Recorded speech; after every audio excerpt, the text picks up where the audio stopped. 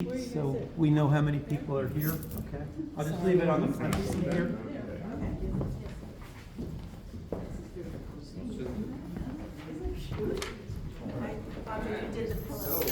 Oh, yeah. I'm ridiculous with the decoration.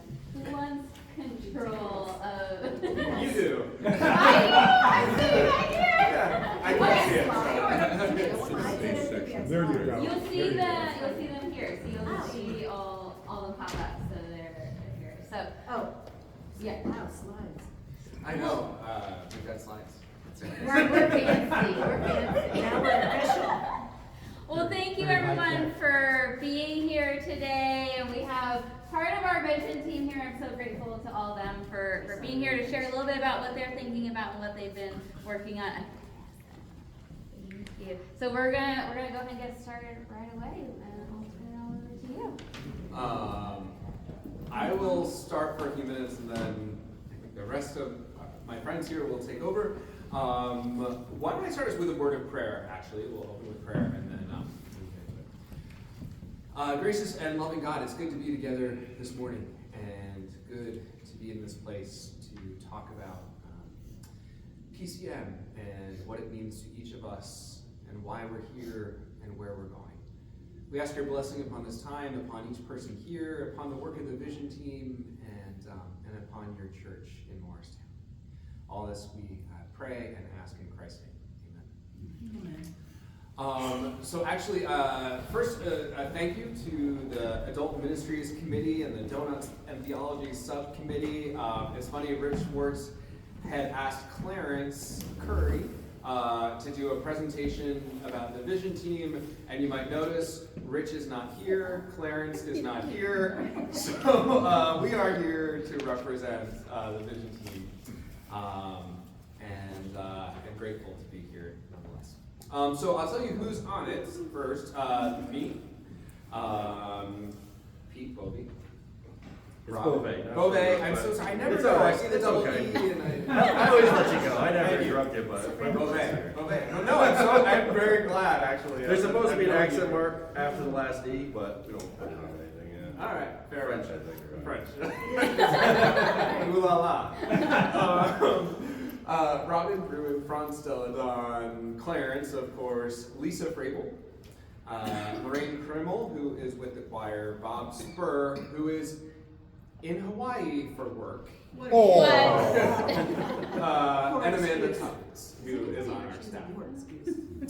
So today, of course, it's me and Pete Bovey, Robin and Franz, and we're really glad to be here with you. So why was the Vision team created? Okay, so I'm gonna go a little off script for a few minutes.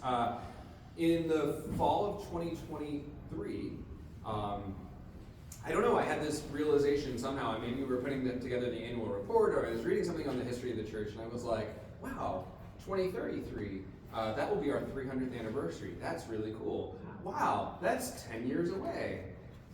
That's kind of cool.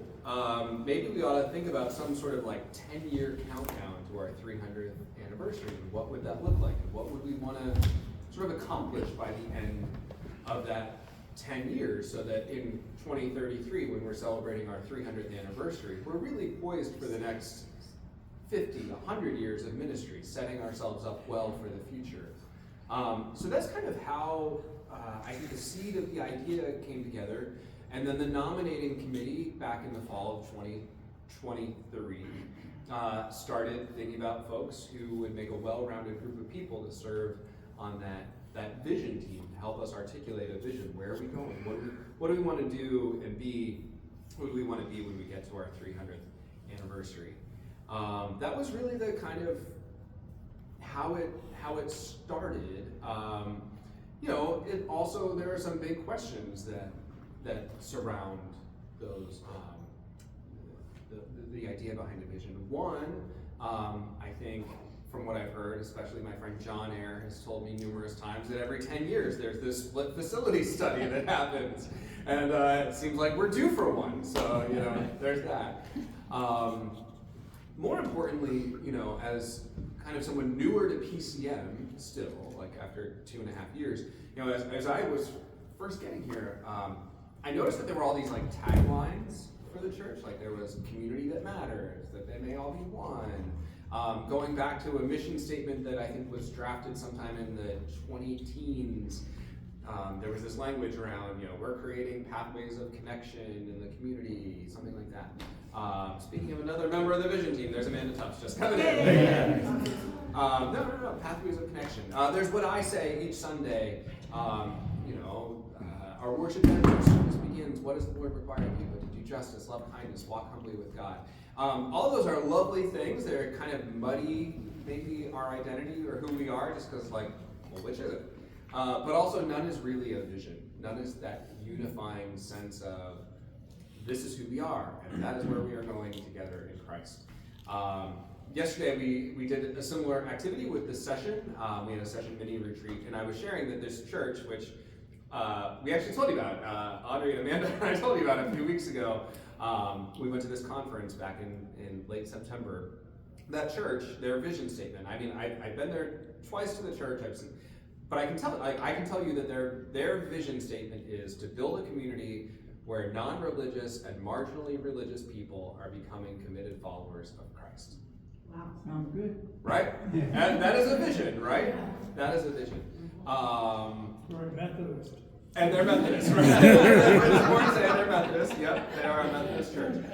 But we did this activity. We didn't put this or that with this group, right?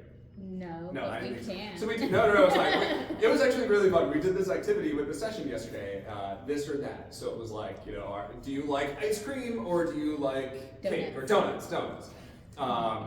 It was actually kind of hilarious. It was like all ice cream and one donut. I think Emily Campbell was the. I was a donut. Oh, you were a donut. Yeah. Bill was also a donut. Didn't you notice?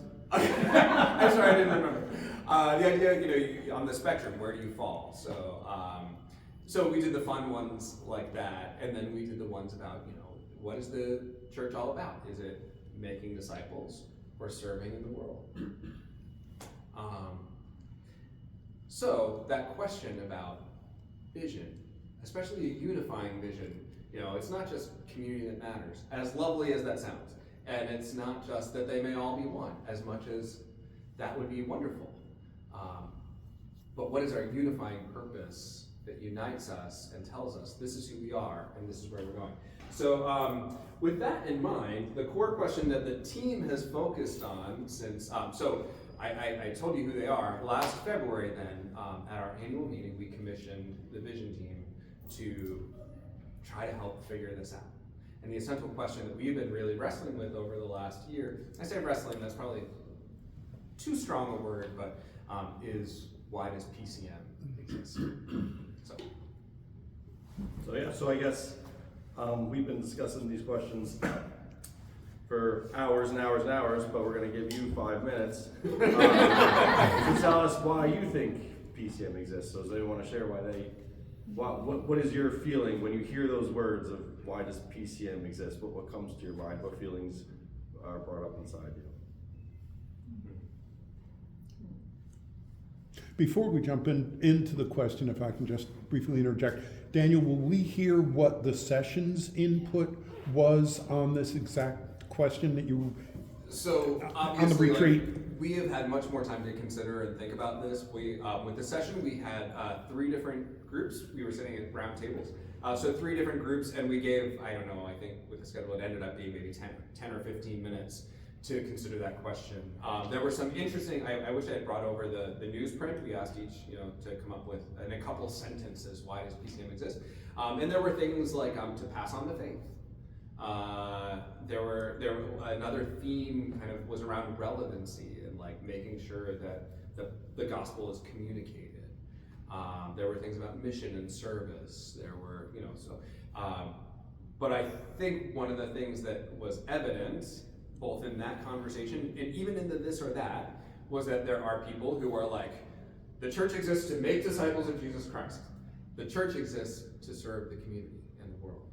And everywhere in between, which has been kind of the struggle. So there's no right or wrong answer here. This is really just sort of conversation in this moment. I think just throwing it out there. Why does the church exist for you? And it can be deeply personal. It's For me, it gives me a place to be part of a community.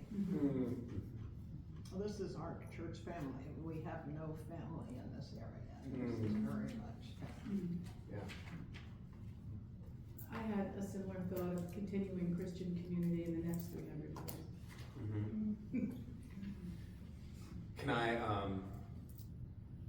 I probe that a little deeper and just say, why?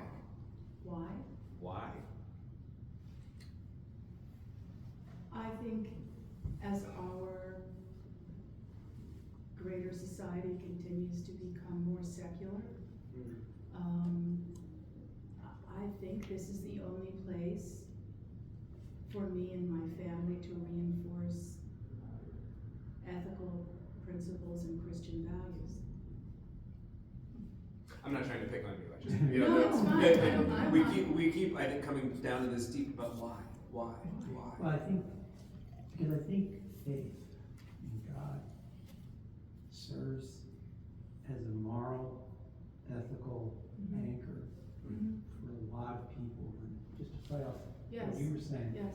as we become more secular, I think it's a really good point. As a society, I just don't have a feeling we're heading down a better road. And an institution like this that can pull people in to recognize the effect faith has on stabilizing family life and reminding us of what the most important things in life are, which I think we drift away from very easily. It's a materialistic world. We're all drawn to it. I'm drawn to it, but it's it's a false hope. And I used to tell my kids that if nothing else, the purpose of religion is to get you down on your knees every now and then to recognize you're not the center of the whole thing. I didn't hear the last part. Get you down on your knees to what? To recognize you're not the center of the whole thing. Yes, very good. John has a, go ahead, John. I think that PCM exists, at least for one reason, is a community that exists to serve others. And I think that has been happening for about 290 years. But it's really it's the one thing that I see that's kept us together, because the turnover, in 10 years, 80% of the people that are here now probably won't be, or 80% of the people that are there then will be not here now or new, and should be. I very much agree with all the statements. Christian family, ethics, moral compass, the opportunity to give, and kind of what drew me to the church, or draws me, is the opportunity to do something good here and in the community. Having spent 40 years in the corporate world, that wasn't the focus. The focus was bottom line, communication, and it's different here. And it's that difference that is a big need.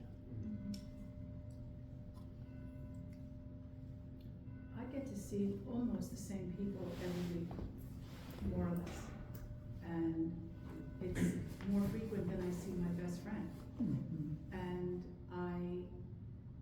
I may not be intimately involved in any given person's life, but I know possibly more things about their lives on a weekly basis than I might know about my best friend, unless he or she chooses to tell me, or we have a conversation. I always find out, how was your week? Are you well? If you're not, can I do something for you? These people will bring me soup when I'm sick. If I ask my best friend, she will bring me soup if I'm sick. I'm not an expert on church history. I'm a baby at it. Someone like John Harmon could help us. Anyway, as I look back, I see in 2,000 years, like, the church has been times where, the whole desert experience, where people go off by themselves, to be alone and meditate. Pietism, quietism, all these terms, monasteries.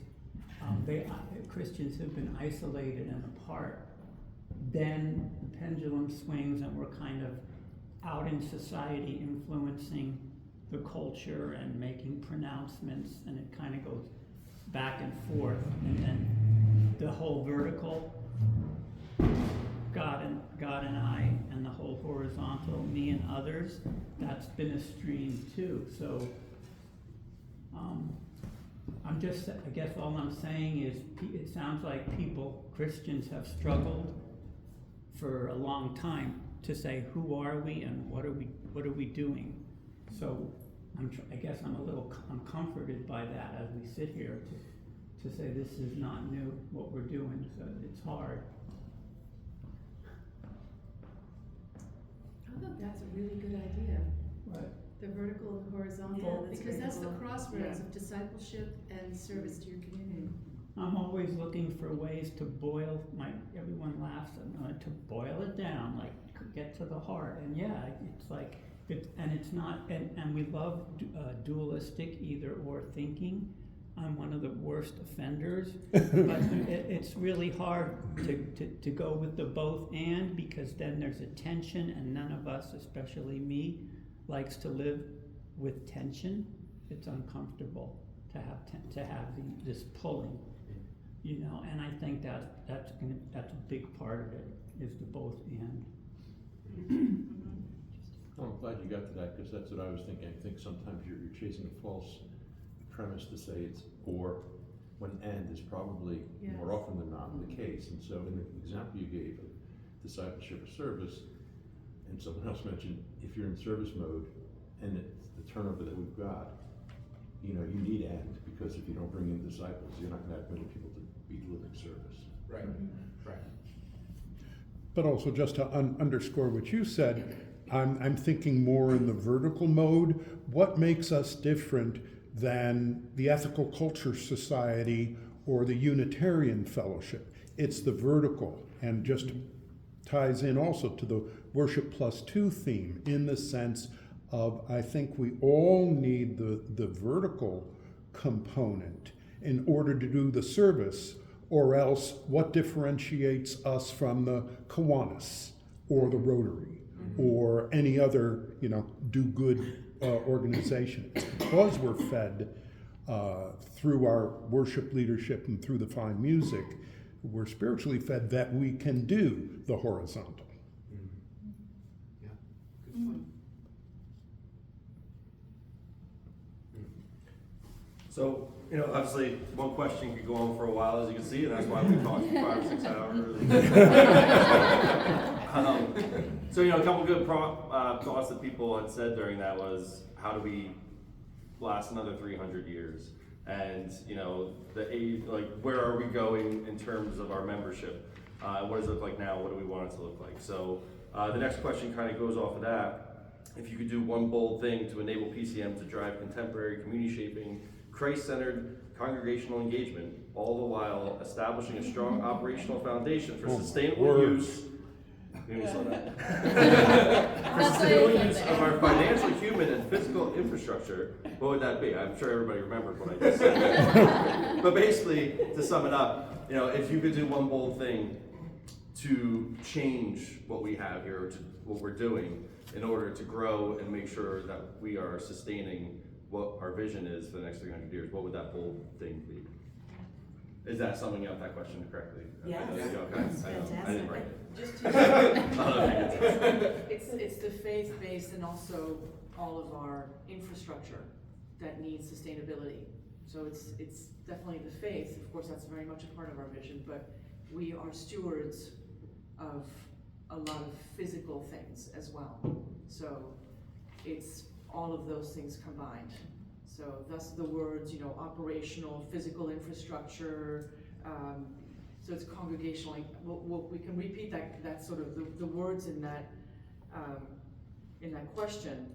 How do we drive contemporary community shaping, Christ-centered congregational engagement, all the while establishing a strong operational foundation, because if you don't have a strong foundation to sustain all of that, it won't last, it won't, and all the while, you know, we've got staff, we've got people who work here, we've got the financial and the physical infrastructure. So everything has to be kind of incorporated into why does PCM exist and how do we prepare it for the next 300 years?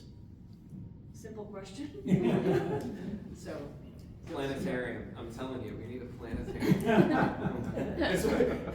It's what I said 3 weeks ago when we were in Donuts and Theology, and I think the question was like, what's your big dream? So that's just it, thinking outside the box. Right. Completely thinking outside the box. If you could do one thing, you know, you have a magic wand and you could do one thing to help keep us strong in all the ways that you want our church to continue to be strong and meaningful and purposeful, but to also alleviate us from any potential burdens, struggles, you know, just something. Thinking outside the, go ahead. Well, for me personally, Yeah. I bring my grandkids. For me, that's monumental. I'm very bold, if you knew my family. So my bringing little people in here will grow into big people who will be faith-based because they're getting all of that here. And then on the flip side, for all the other things, I make a point to write a check. So there was a time when it was really hard to write checks. Now I can write checks easier. I make a point to write checks for you guys because, you know, like if we all give what we can. Love you for that. There was a time when, I won't say who it was, they came up to us and said, I think you can give more. And knowing we own a store. And I was like, oh no, you don't know what my backstory is. And I'll give what I can when I can. So I still am under the mindset, I'll give what I can when I can, but I can do more now. I'll do that one until I can. Yeah, So, amazing. Thanks for sharing that. To me, and this is personal, it's a focus on inspiration, the next 4 years. And I think that brings in people, and I think the operational, financial, and human will follow if you have the inspirational messages. And I think Daniel's been doing a really good job of putting those messages out there during sermons without offending anyone, bringing people together. So, you know, that message of unity, I think, you know, and our congregation is growing, you see different people, and I don't see people being offended with it. So to me, that's the bold thing to continue doing. Yes. Right, and so my magic wand would be to fill the church with young adults. You know, if we look at this group and we look at this service, it's really, you know, the average age is, I don't know, 65 maybe, maybe a little bit older. And so I would love to see the church filled with young adults, and not to discount our grandchildren, but I think they would, right, the here and now is that they need to be part of it. I think, you know, if you look back to like 5-6 years ago, it has grown a lot with the kids that are here. My kids, I know they would go up and there'd be one other kid there like every week, and I would always wonder, like, did they have children's time since we weren't there? Sometimes he'd be the only one up there. And now I go to drop them off at the daycare, and I'm like, there's too many kids in here. So I mean, that's a good problem to have, but I don't know what's changing. But I think there is a movement coming a little bit, just from what I've noticed of the kids here, which is good. Sorry, I know you wanted to say something. Something we've never been good at is reaching out to people who have come and stopped coming. And we're looking into that right now with community and membership.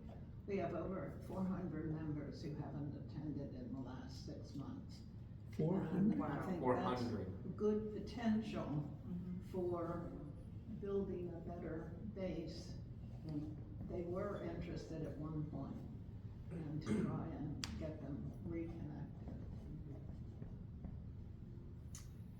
Wow, that's significant. I really want to commend community and membership, the Yes. committee that's working on that, trying to re-engage the folks who have sort of fallen off. Sorry.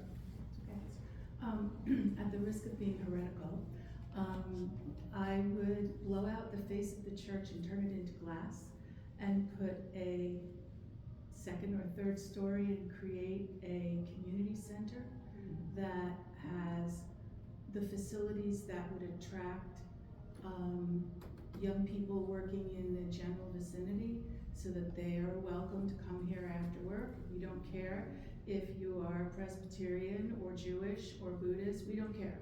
We just want you to come into our community and be part of our community. And I might consider inviting some collaborative nonprofit organizations to rent office space in our new tower, et cetera, et cetera. That's a But it's the bold glass vision. face. I love That's- the glass face. Yes. Because as much as I think this is a very beautiful place, it looks back. It's beautiful because it's old. It's not beautiful because it's new and it meets the needs of the community now. Mighty Fortress is our God. Okay. That's what we display, I think, like the Yes, big stone walls. yes, yes. To that end, it was funny, just after the 8 a.m. service, I was talking with someone, and you'll kind of understand more why after the sermon today. But we were talking about the kind of places where, community spaces, where people go that aren't home, they're not work, and Homestead, if any of you are familiar with Homestead, the place, Homestead was originally proposed as a bowling alley. And the neighbors said, no, we don't want a bowling alley, that'll make too much noise. Which is kind of hilarious if you've ever driven past Homestead on a Friday or a Saturday night. So, I think it was the same owners had proposed a bowling alley around the corner, where Dr. Saban and putting it there. The zoning board said no, again. Maybe the bold idea is to create a bowling alley. But if you've read, have any of you read Robert Putnam's book, Bowling Alone? Yes. It's like 25 Yes. years old now. He's a sociologist at Princeton University, and he talks in the book about how 30, 40 years ago, bowling leagues were enormously popular. And they were third spaces. They weren't home, they weren't work, they weren't a bar, which, the guy who runs the Morristown Instagram is always, Amanda will tell you, he is always looking for stuff to promote that's not a bar. It's not drinking. And the town is saying no. I mean, granted, there would be drinks, I'm sure, at the bowling alley. Maybe we need to make a bowling alley to go with our planetarium. To your point, my idea is original. When I lived and worked in Manhattan, the St. Bartholomew's Episcopal Church had a parish house with a theater, an Olympic-sized swimming pool, an Olympic-sized basketball court, classrooms, a locker room, a restaurant, and it had, when I was a member, this is where I met my husband, they had over 2,000 members. They had a sailboat on the Hudson. If you wanted to learn to take sailing lessons in the summer, you could do that. There were enormous opportunities here, and they didn't care who walked in the door. And it was an alternative to the bar scene. Right. Yes. One thought that I honestly, just sitting here, was thinking about. So, doing what I do for work does have some perks, right? Including we have a gymnasium, you were talking about, at the parish house, and when it is really cold outside like it has been, and when the streets are super salty, I have been known to bring our dogs over just to run around in the gym upstairs, just because, they need a space. What if we had a community indoor dog park night in the parish house in South Street Hall? And, we could have a small dog hour and a big dog hour, and, just let them come in and play and pee on the floor and mop it up if we need to mop it up. But, would that not be a cool way to get people in our doors and say, by the way, this is where we worship every summer, so come back and join us. Anyway, just... Some years ago, I went to hear a speaker from PCUSA, and he said the first thing you need to do is get people through your doors. If it's to attend a concert or anything, that sometimes someone will come in and have feelings from the past. They look at the windows and so forth and feel drawn to become part of your community. An example of Oh, what you sorry. were referring to with the, an older church, but then they modernize it with glass to give the impression that we are open and welcoming and we're transparent. You can see through and see what we're doing. You look at the Morris Township Library, when they had their renovation, what did they do? They added glass, they expanded, and it's all glass walls to make it feel like this is not a, private type of, it just made it so much more open. It's all very subliminal, but very effective in giving When that. I think of Jesus like Yes. this, not Yes, like this. exactly. That's really but those are symbols, those are images that Yes. have an impact. You get reactions from that. Yeah, so great stuff. One of the things in thinking about the next 10 years is, are we going to measure success by the number of increased butts in the pews? Pardon Thank the you. bluntness. No. But is our success in being disciples as being purveyors of the good news, you have to come to us, and that's how we measure how good of a job we do. Is that going to be our metric? And is that the proper metric for the next 10 years? I'm not saying yes, I'm not saying no, I'm just throwing it out there. Is that going to be the proper metric? Well, I will say, one of the things that we talked about at our session retreat yesterday, if you think, what is our membership? Officially, what is it really if there are 400 people or so? To Kathy's point, exactly. To Kathy's point. And then the question of then what's sustainable? What was sustainable 20 years ago when the church membership was officially 1,500 and was probably really 800 or 1,000. Now we say we're 800, but what are we really?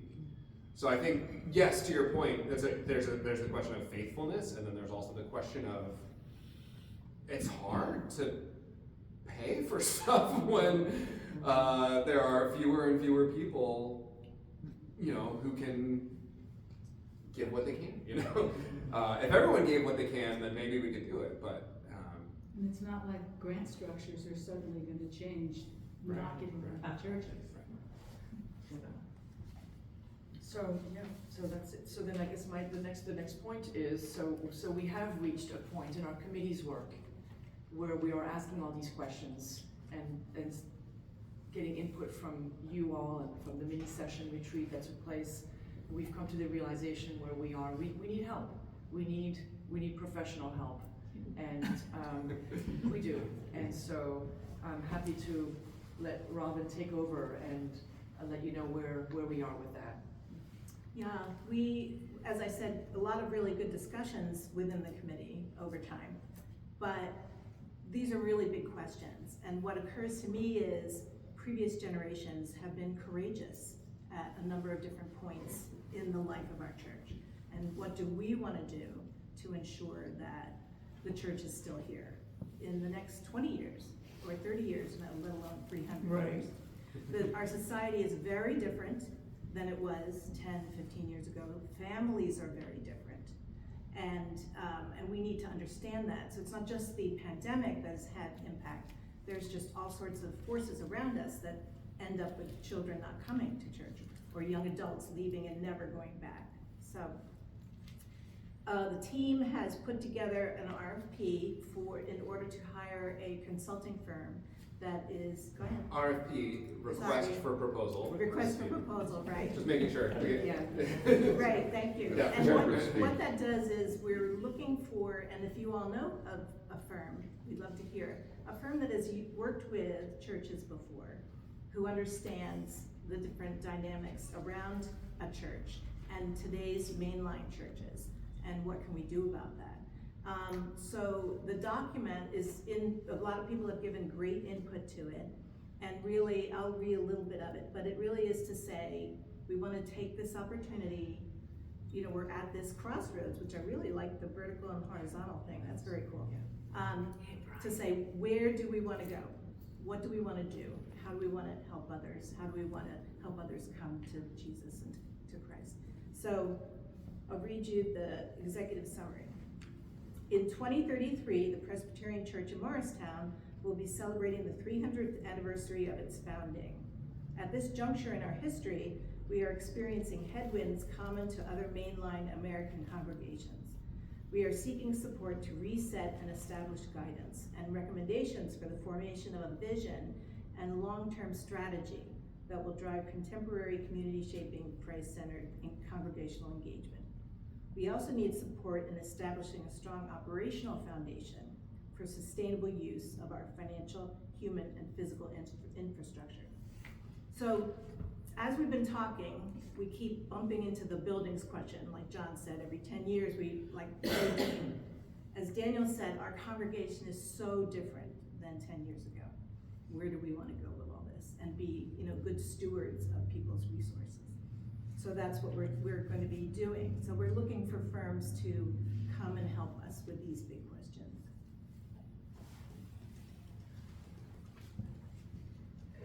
We'll just add that the request for proposal does have a lot of information about the history of the church, so that the consulting firm knows the history, right? We have almost 300 years of history, what that entails. So, right, it does give a sense of that the church was created back in the Revolutionary War, and it served as a hospital, if I'm not mistaken, when, during the winter of when George Washington was here and there was an outbreak. And so, our church has served so many different purposes over the centuries.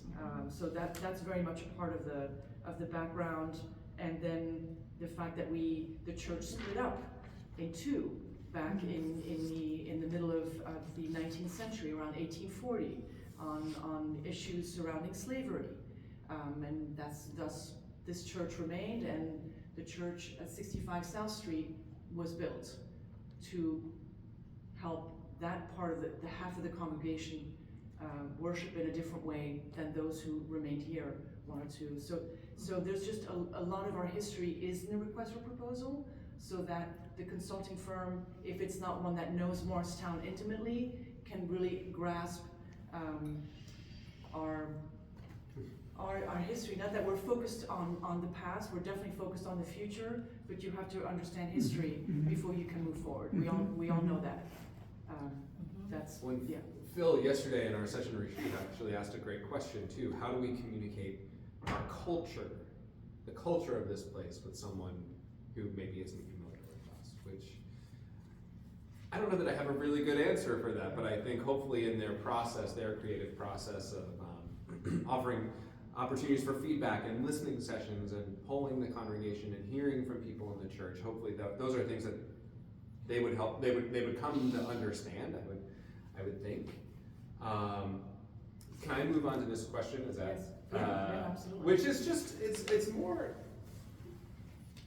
throwing it out there, right? Like, we feel like as a vision team, this RFP is sort of just, we are data collecting, like we're just gathering information. We're not making a decision like tomorrow, we're not, and as far as an RFP is concerned, I don't think any of us have we're trying to be standardized in terms of like what we're asking for and what we're requesting, but like quite open to the sort of firm, whether it's someone who consults with nonprofits specifically or churches specifically. We've thought about architects and designers, people who might have ideas for how we use our buildings and might build a bowling alley or something.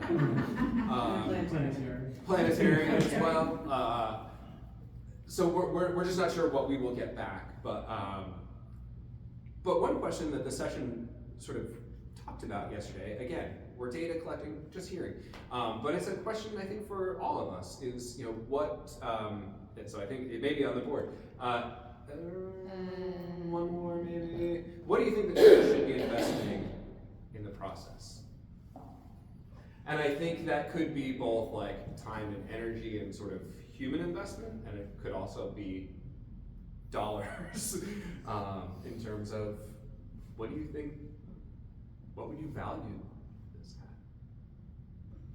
What, this whole data collecting and possible repivoting process? Yeah. Is that what you're? I'd say investing in programs for children that families can reach out to friends and invite other children to be part of. That's helpful. What one would, we might call benchmarking or looking at other churches that have, focused on this issue and been successful. Yeah. That might, and I know Daniel's connected, other people are very connected, but there are churches that grow, there are churches in our area that are growing. What are they doing as an input to this process? This is sort of an aside, but a really good point. I think when people think about growing churches in our area, it's hard not to think of Liquid Church. Yeah. And Amanda and I went there last June and just wanted to experience it, right? Which was wild if you haven't been there. And I'm not proposing we become Liquid Church by any means. But, and some of you have heard me share this before, but one thing that I was really impressed with, right? The weekend we went was the weekend after they had done this like service weekend. They had sent out teams and been involved with a couple different projects, and then they were showing pictures and videos and things like that, and really celebrating what they had accomplished like just the weekend before. And they said, and this was the part, they said, we know we can't fix all of the issues in Morris County, but we are focused on serving families with special needs children and homelessness. It was that clear. And so all of the projects that they did were focused on those two things. And there's something, again, like I was saying before, like I sometimes feel like we're a little bit like all over the place. And that's the challenge of being both and, right? Is like we want to be this and we want to be, but just having a way to articulate the vision, that's the part of this process that I really, it's that clarity of vision that I think, when I think about other churches that are growing, it's that vision saying, we're building a community where non-religious and marginally religious people become committed followers of Jesus Christ. Like, super clear. I would love for us to experience some sort of clarity like that. I think that could be enormously helpful.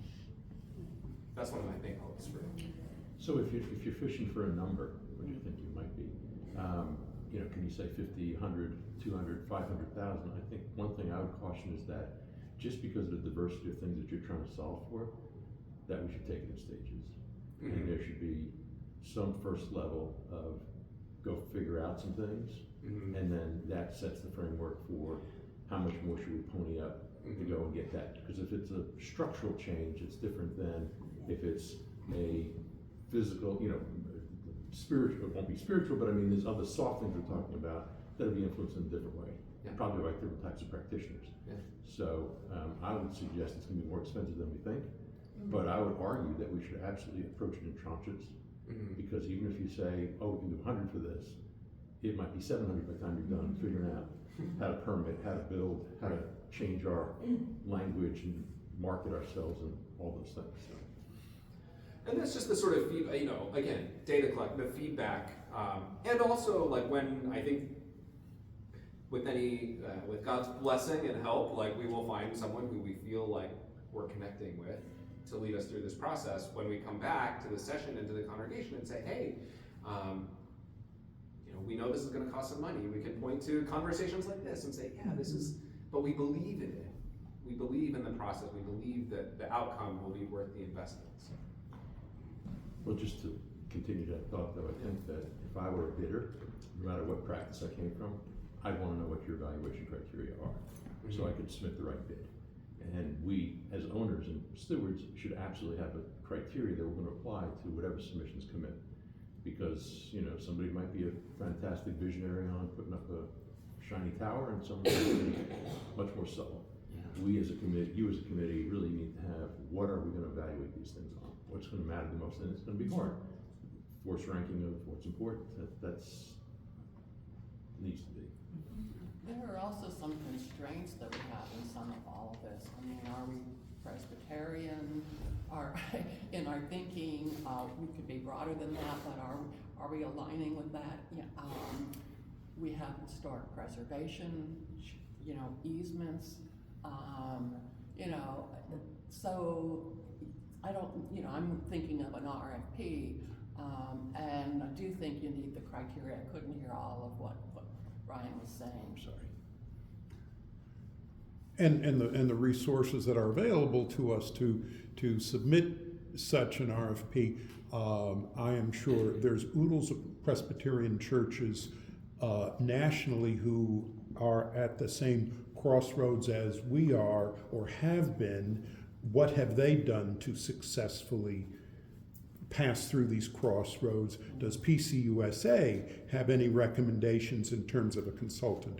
Do other mainline denomination churches that have been at this crossroads also, did they have success with particular consultants? So I just have the comfort that we are not, this is not just PCM's crossroads, but we're not alone in being at this crossroads, and there are a number of churches that have successfully passed through this crossroads that we should tap on their experience for.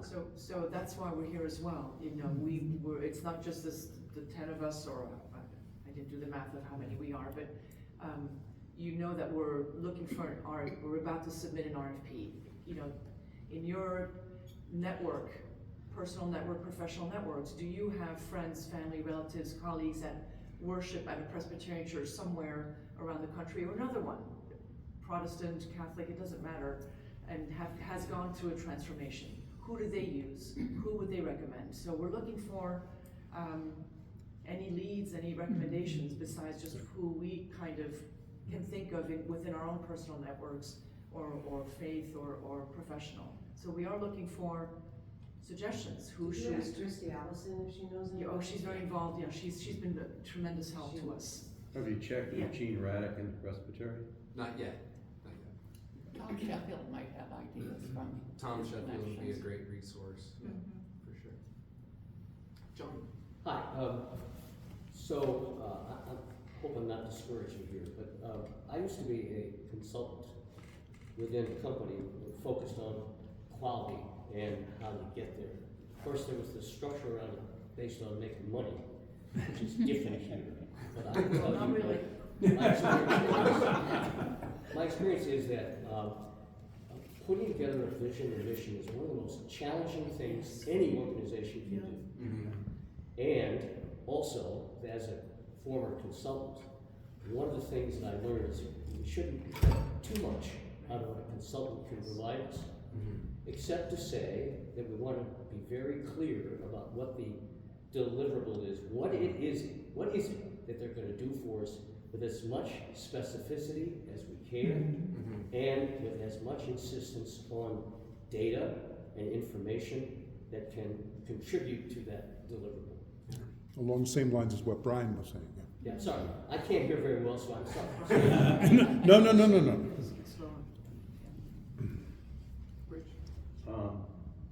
There's an enormous amount of home building going on in this area.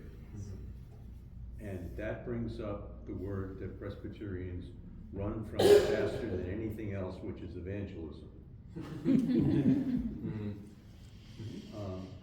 But could there be a group within the church which would cost virtually nothing to go out and knock on doors and tell people about PCM without leaving the community? Because there's all these new places that weren't here 15 or 20 years ago. Do you know why people go to church? New people go to church? They were invited.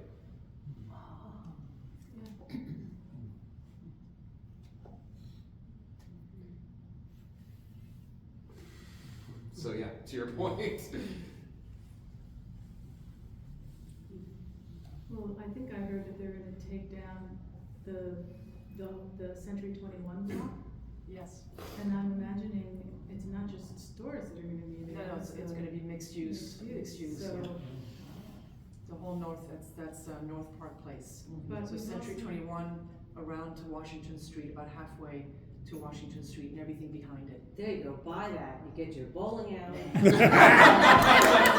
get your glass center, bam, right there. Bam, I love it. That's, you know, that's been ongoing for like 30 years, you know, I mean, it moves very slowly in this, yes. Yeah, but there are a lot of businesses that have moved in here in the last 3 to 5 years, and more are coming.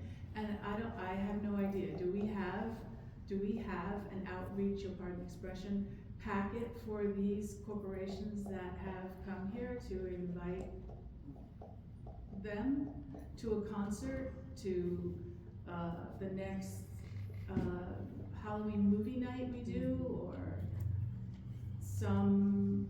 I mean, kudos to Amanda, in terms of us being out there in the local news. You know, if you tap into Morristown, morristowngreen.com, and some of the other hyper-local media sources that I follow all the time, I think we are very well promoted on the different opportunities for people to come in and enjoy PCM experience without necessarily having it being related to a church service on Sunday. Right.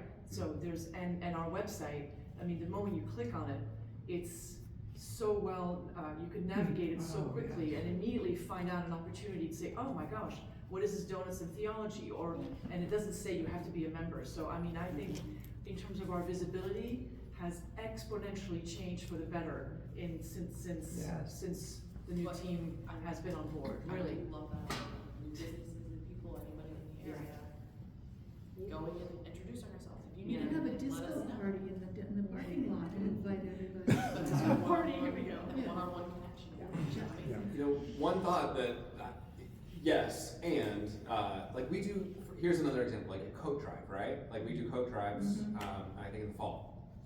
Like, you can buy, I think from Uline, you know, they have those cardboard box, sort of this big, like this big, you know, and I'm just wondering, like, what if we just bought a bunch of those and put really attractive signs on them and said, hey, if you want to take one of these to your place of work, and they will allow you to put this in the lobby of your building, and, you know, like, you know, we are so used to like going home and checking our closets and bringing them here. But to Craig's point and Brian's point, you know, what are we doing to go actually where people are? You know, wouldn't it be something if we were, hey, we'll provide you with the box, we'll provide you with the sign, if you can set this up in the lobby of your office building or somewhere else, and collect coats that way, and get the word out, and people go, oh, what is this for? Well, it's for whatever. Well, do you volunteer? No, but it's my church that's doing it, you know. Like, oh, 3 minutes, and very, very good. Just one thought, we have improved exponentially on communication. Yeah. You could always do more. So I think of morristowngreen.com. Kevin Conklin promotes more about the Methodist Church in St. Peter's than about our church. So I think that's one place where we can get more visibility, and a lot of us traditional people still go to Kevin when we want information. So, and even the website, I mean, there's always more you can do. And, you know, it's wonderful to have Amanda doing all of this. Yes, that was not meant as a knock against outreach by any means. This is saying it's wonderful. It's sort of expanding on that, Yes. like, idea. Okay, I think we got to, I don't know if you all have any final thoughts, questions, things you want? Great feedback on This so is many really things. I just want to say, we anticipate the process will be involving a whole lot of people. So just keep that in mind. If you have any feedback for us, let us know in the kinds of things that you might be comfortable with. But it'll be, you know, involving the family. So. Well, thank you for taking on 10 years of Really? appointment to figure something By the way, yeah, we should say. Yeah. We want to, this is not like we're in this vision process for 10 years. The idea is that we are doing this for 2, 3, whatever feels like the right time. But then we have some time to really live into that vision before we get to that to 2033. That would be just mean to say. Is God calling you to serve on a committee for the next 10 years? Rich, yeah. Summarize the discussion we had today. It's all been open the doors. Yeah. Metaphor. Amen. Yes. I have one last when you belong to a community like this, sometimes it gets very comfortable, and you know who you know, and you hang out with who you hang out with, and it's sometimes very uncomfortable to reach out into the community and invite people outside of your circle to come into your circle. And I'm just wondering if we do anything that, because I'm just naturally that way, but I know a lot of people are not. Is there anything that we do that helps our congregation learn how to do that? I mean, I know people who are in development and people who run from development. I couldn't possibly ask anybody for money. But if you know how to do that, if you know how to reach out to people to ask for money, I'm not suggesting that's what we're gonna be doing. I don't. But it's a cold call. How do you make a cold call? How do I go about inviting people to church? Because, you know, I don't like to talk about church and it's private. And, you know, I don't want to, I'll be embarrassed, or I don't want my friends to think I'm all churchy. I'm just wondering if we can help our congregation feel more comfortable being outwardly focused. All right, it's overtime, so thank you all. Thank you so much to our Anybody who didn't sign in, members for being here. if you guys could just sign Next in. week, if you didn't sign the pad, is it okay, Right there. it's going around. Next week, we're going to go back to a series that we did about a year ago where we had a panel discussion talking about our faith stories. So we're going to take a step back, looking a little bit more inward next week, and we're going to have the Yampolskis here, including their daughter Rachel, which is going to be a really lovely conversation. So I invite you to come next week. Thank you again to our Vision team members for being here. Thanks for the And thank you. invitation.